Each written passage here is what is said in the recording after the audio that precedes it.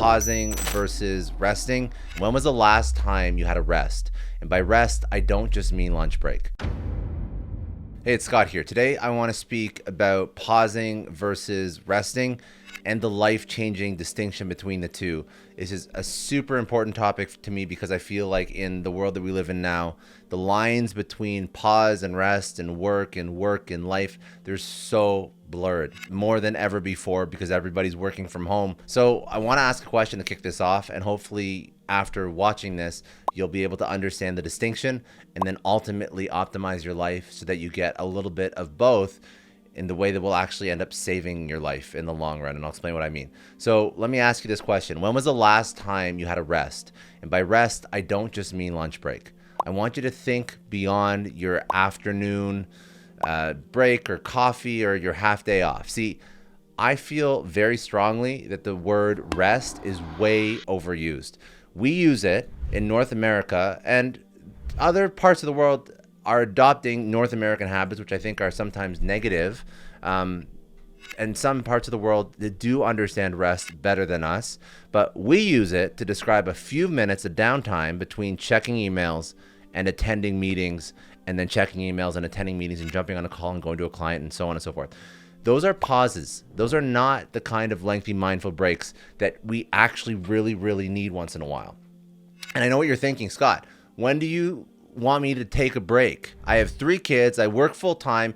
It's not even in my vocabulary. To that, I'd say it's time to get creative. It's time to change your perception of what it means to rest.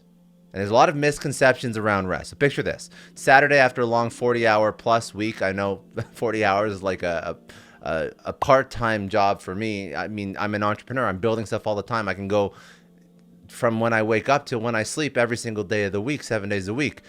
So you're desperate for a break, and you can't wait to dive into your weekend plans. You read books, you lounge around the house, you get some errands done, some personal stuff, you spend some time with the family, and the weekend flies by, as per usual, and you're back to work Monday after 2 blissful days of rest. That's the normal schedule, right? Here's the problem. You're still completely and utterly exhausted. It doesn't make any sense at all. Didn't you go to bed at 8 p.m. sharp for 3 nights in a row? Didn't you take 2 hours out of your weekend to sit in the park to do some yoga? The answer is yes. But you also did something else. Whenever a work email lit up your phone screen, you took 10 minutes to type a reply. You also spent about 30 to 45 minutes each day reading up on industry news and trends. And if that wasn't enough, you agreed to a quick Zoom call on a Sunday night to help a colleague with a tech problem they were having. So yes, perhaps you spent most of the weekend resting, but you weren't taking a proper break from work. You were just pausing it. There is a life-changing difference between pausing and resting. Pauses and rests are 2 different things. Let's go back to the source, take a look at their definitions. A pause or a break is a short rest period between 2 tasks or during the same task. A rest is a period of time in which you cease from action, motion, work, or performance of any kind. I understand that these 2 definitions hold many similarities, but did you catch the difference? A pause anticipates resumed action, while a rest does not. When you take a pause from work, be it your lunch break or on a Sunday afternoon, you're doing so with the intention of getting back to your tasks. The same is not true for resting. When you rest, there's no expectation that you'll return to it after a certain amount of time has passed. To rest is to fully step away and disengage from whatever it was that occupied your attention beforehand. This is the life-changing distinction between these 2 very different activities. Pausing can help you feel refreshed and energized, but it won't ever give you the same level of emotional and mental clarity as a proper rest. Resting is about creating space for yourself to think deeply, reflect on life, and gain new perspective. It's about knowing when to step away from the chaos of everyday life in order to nurture your mind, body, and soul. Why do we need vacation days? I was reading an article in Forbes yesterday, and it brought this whole issue to my attention in the first place. Did you know that taking vacation days is literally a matter of life and death? If you work 55 plus hours per week, you're 35% more likely to die from a stroke than if you worked 35 to 40 hours. Unfortunately, taking vacation days isn't a strong suit for Americans and Canadians. The United States is literally nicknamed the no vacation nation. That's not admirable, that's sad. Because it isn't just stroke risk workaholics that need to worry about this.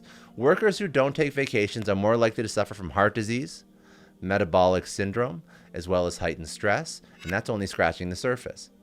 We can take all the lunch breaks we want and take as many weekend Pilates classes as we want, but without days of complete and total detachment from work-related thoughts or activities, we won't ever experience the true power of rest. Let's speak about the psychology behind all of this. There are so many fascinating points to unpack when it comes to the psychology of rest. First, note that our brains are only wired to handle a specific amount of focus. So if we prolong that focus, our brains become overwhelmed and fatigued. Research actually shows that our brains are designed to switch back and forth between periods of focus and relaxation. Now, scientists are still figuring out exactly what happens when we focus on a certain task. We do know, however, that it takes a lot of mental energy. That's why it feels so draining when we've been working on something for too long. The role of resting then is to allow our minds time to recharge and process the information we've taken in. It's also a chance to emotionally detach ourselves from our work to gain perspective on it, which can help us become more creative problem solvers in the long run. So what happens when you rest? Believe it or not, your mind doesn't suddenly lie dormant when you enter rest mode. Instead, you actually activate a circuit in the brain known as DMN, or Default Mode Network. This circuit is responsible for many of the things that make us human, like our ability to reflect on the past and plan for the future. When this circuit is activated, it helps you connect with your inner self, your hopes and dreams, goals and feelings, while also helping you process past experiences. In other words, it's a chance to develop emotional intelligence while being in tune with your emotions. When rest is interrupted, it really screws up this entire cycle.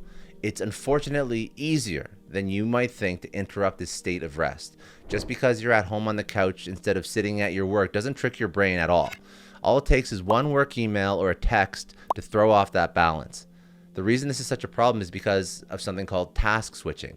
This happens when we move back and forth between different activities, and it takes our brains more energy than if we just stayed focused on the one task. That's why multitasking can be so exhausting and actually doesn't exist, even if you think you're good at it. Since our work lives are so often drenched in high levels of pressure and stress, switching from a restful reading session to a work-related task, like responding to an email on your phone, can be an abrupt and overwhelming transition. You're suddenly launched back into a mental office environment, which can be difficult to return to a state of rest. This is why vacations are so beneficial. They give you prolonged amounts of time to remain in a restful state without interruption. But you're saying, hey, but Scott, we don't all get vacations. Our world would be a lot healthier if everyone got vacation weeks during the year. It's simply a fact. Vacations are linked with much better health outcomes for those fortunate enough to have them.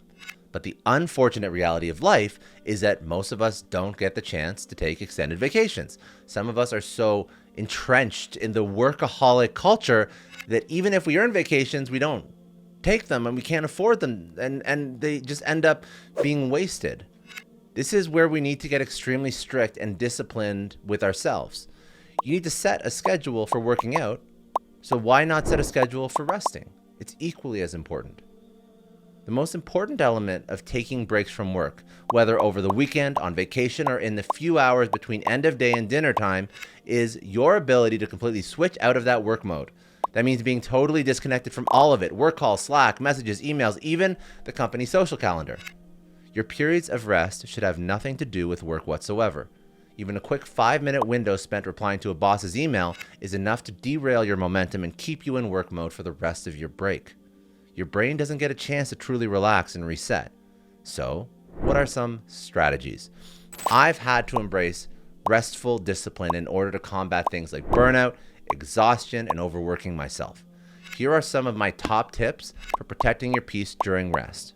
Use your phone's focus mode. If you've got an iPhone or any other phone, you may have seen the cool feature where you can toggle between focus modes. For instance, there's a Do Not Disturb preset that blocks all notifications from coming through when enabled.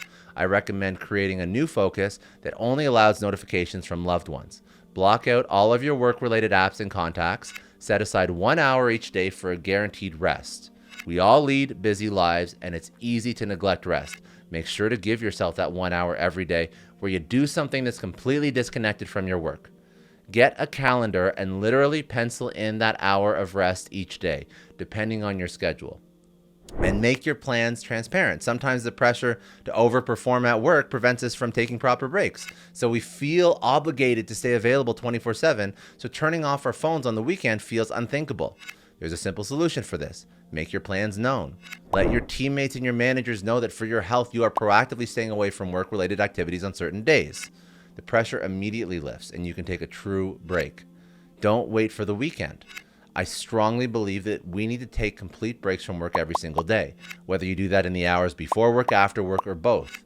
Let your workday end at the same time each day and respond to emails first thing in the morning instead. Keep in mind that resting doesn't mean you can't focus at all. In fact, I think it's super beneficial to take up a solid hobby you can invest your time and energy into on weekends or after work. The only requirement here is that you keep work out of it. Now, another question that comes up would be, what if I'm on a call? Because I fully recognize and respect that not all employees have the same benefits. Many of you are entrepreneurs, and in fact, you probably don't even know what a weekend feels like anymore. How can you rest when every day calls for your professional input? My solution to this remains the same: discipline. You need to break up your days into sections so that at least a portion remains sacred. So if you are on calls all day, on the weekends, whatever, you got to block shit. You got to block time for calls, for rest, for focus work. For example, if you respond to messages and emails every single day, get them all done in a block on weekend mornings so that you can enjoy the rest of your day free from work-related stress. And you can do this every single day with blocking things.